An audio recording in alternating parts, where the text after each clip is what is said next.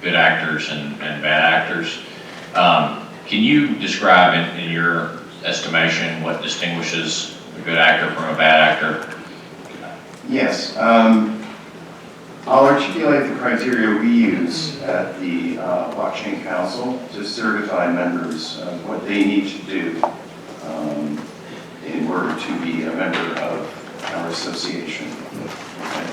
A, they must reveal 10% or higher ownership, so we understand country of origin of that particular miner. They must pass third-party inspections for noise abatement and grid safety. Additionally, they must go through a background check. We currently have on staff a former veteran from military intelligence who's a certified money laundering expert and has access to the resources in which to check background on companies so they can be vetted properly.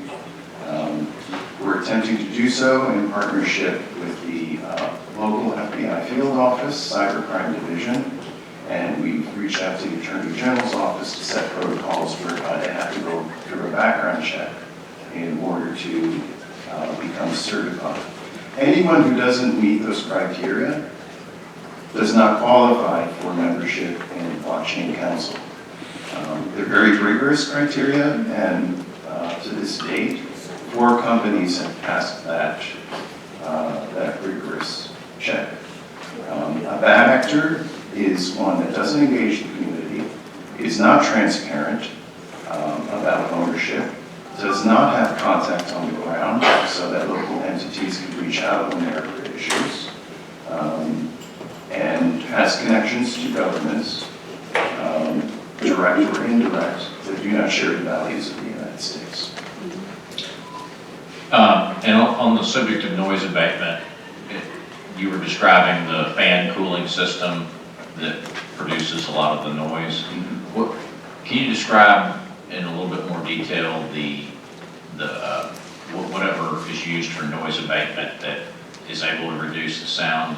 Sure. If one's not using something like immersion cooling, there are various structures and designs. I'm not an engineer, but from what I understand, there are various technologies that have been around for decades, walls that have sort of a honeycomb-shaped noise abatement that works quite efficiently.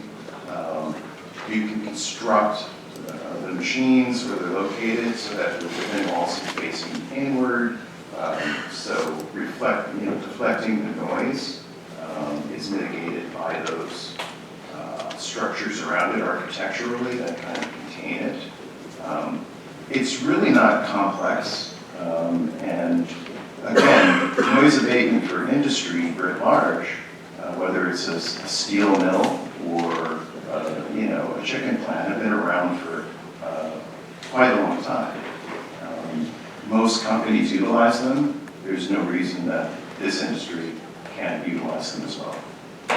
Okay, and the last thing I was going to ask, do you have any estimate, or do we know approximately how many companies or individuals in the state are mining Bitcoin or digital assets? That's a good question. One of the things we've been investigating, and we rely on municipalities to help us garner this, since there is not a centralized registry of Bitcoin miners. It's my understanding that there's roughly 15 companies in the state in various stages of operation. Some at the very beginning stages, some are operational. Of those, I can only speak to 3 or 4 companies that have been vetted by the council and received their certification. We're reaching out to others to see if they pass muster.